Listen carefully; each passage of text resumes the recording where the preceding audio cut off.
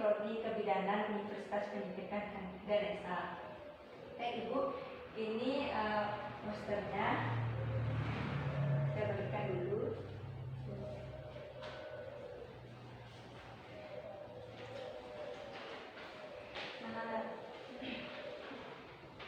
Sembari saya menjelaskan di depan, Ibu juga bisa membaca poster tersebut. Apakah Ibu sudah tahu pengertian cebok itu sendiri? Baik, cebok merupakan usaha untuk menjaga kebersihan terarium untuk mengurangi kemungkinan dehidrasi. Nah, tujuan dari perawatan terarium ini yang pertama agar ibu nifas merasa nyaman, yang kedua mencegah terjadinya infeksi. Waktu dilakukan perawatan, pembersihan dan perawatan terarium dilakukan setiap BAB dan BAK atau setiap pembaruan basah. Ada yang menyebutkan bahwa cebok menggunakan tisu itu lebih baik atau cebok menggunakan air itu lebih baik. Lalu manakah yang benar? Mereka dianjurkan lebih baik menggunakan tisu untuk membersihkan organ tubuh yang intim, termasuk bagian anus setelah buang air. Hal itu dikarenakan air cebok selain belum tentu bersih atau steril dari bibit penyakit, juga menjadikan kemaluan sering lembab. Suasana lembab disinyalir dapat mengundang bibit penyakit, terutama jamur.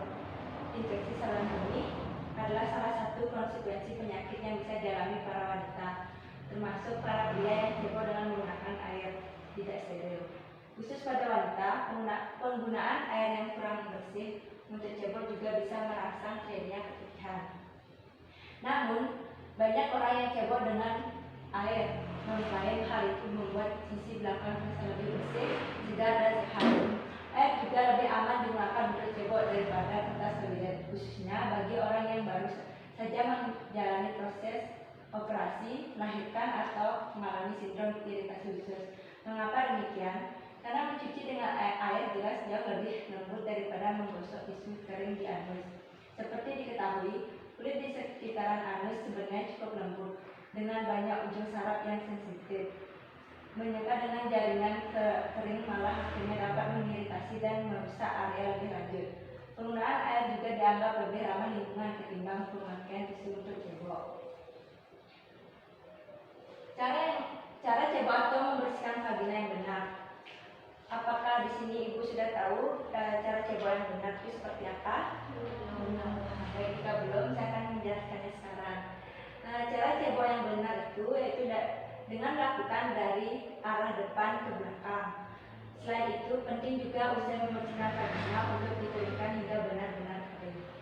Kemudian cara cebok yang salah itu dari arah belakang ke depan, karena anus itu mengandung banyak bakteri dari feses, dan makanan yang sudah diolah tersebut mengandung bakteri E. coli.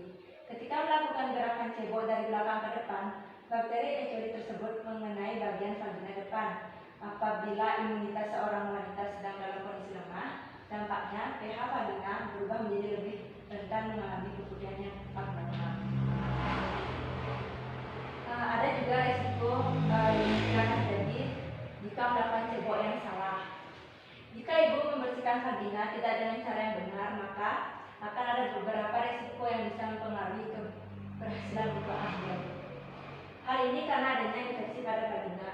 Semua infeksi yang terjadi di bagian vagina atau di kandungan itu akan mengganggu proses kehamilan, termasuk bila ada keputihan yang abnormal karena bakteri tertentu.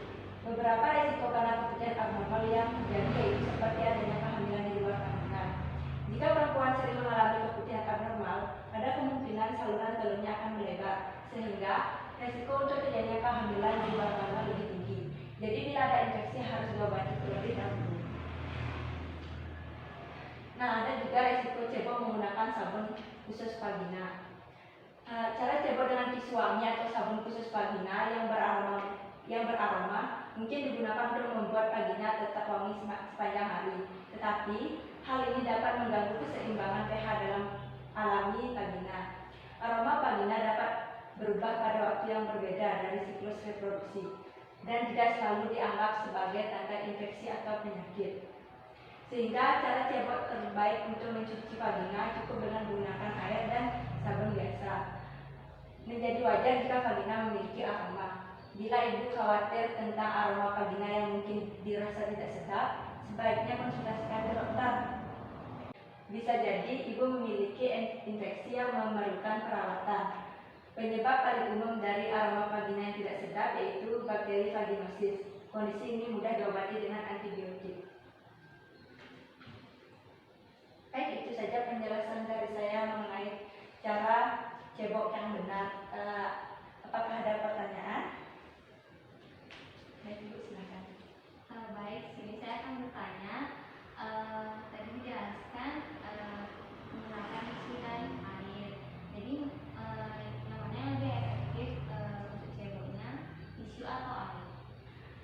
Baik, langsung saya jawab saja. Yang mana lebih efektif menggunakan tisu atau air?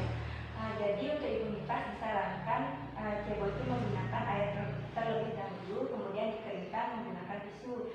Karena jika ada luka perineum ini harus dalam keadaan kering, sehingga harus menggunakan air terlebih dahulu, kemudian dikeringkan dengan menggunakan tisu untuk mempercepat proses penyembuhannya. Seperti itu ya. Apakah ada pertanyaan lagi, Bu? Ya, silakan, Bu. Baik, terima kasih. Di sini saya akan bertanya, apa risiko jika kita mencebok itu menggunakan tisu secara terus-menerus? Baik, risiko jika menggunakan tisu untuk cebok terus-menerus. Jadi jika terlalu sering menggunakan tisu untuk cebok, cukup terlalu sering menggesekkan tisu ke permukaan anus yang sensitif bisa meningkatkan risiko lecet. Ini sekaligus meningkatkan risiko infeksi. Jadi karena bagian kulit pada anus dan vagina itu sensitif, maka jika terlalu sering menggunakan tisu pada saat cebok itu akan bisa mengakibatkan infeksi pada bagian tersebut. Seperti itu, Bu. Apakah bisa terima, Bu? Bisa, Bu. Baik, apakah ada pertanyaan lagi, Bu? Silakan, Bu. Bu, saya ingin bertanya mengenai tadi kebutuhan abnormal. Jadi pertanyaan saya, apa yang dimaksud dengan kebutuhan abnormal itu? Baik, bagaimana keputihan abnormal tersebut? Jadi ciri keputihan abnormal itu yaitu keputihan berbau tidak sedap dan menyengat. Keputihan abnormal itu berwarna kuning, hijau, abu-abu atau tidak seperti nanah. Adanya perubahan konsisten atau struktur menjadi berdusta atau menggumpal. Seperti itu, Bu ya. Jika Ibu menemui keputihan itu seperti itu, berarti itu keputihan yang abnormal dan harus dibawa ke rumah sakit. Seperti itu. Apakah ada pertanyaan lagi, Bu? Dari penjelasan saya tadi, apakah Ibu sudah mengerti tentang pengertian, perbedaan cebok menggunakan tisu atau air? Itu sudah ya? Baik, untuk kesimpulannya, yang pertama, cara melakukan cebok yang benar itu dari depan ke belakang untuk menghindari adanya bakteri. Karena jika dari belakang ke depan, adanya bakteri itu akan mengganggu kesehatan vagina. Kemudian yang kedua, yang mana lebih efektif menggunakan tisu atau air.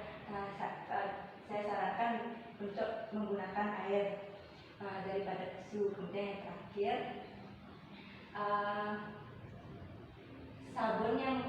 sabun untuk membersihkan vagina, saya sarankan untuk menggunakan sabun yang biasa saja supaya keseimbangan pH pada vagina tetap seimbang. Seperti itu.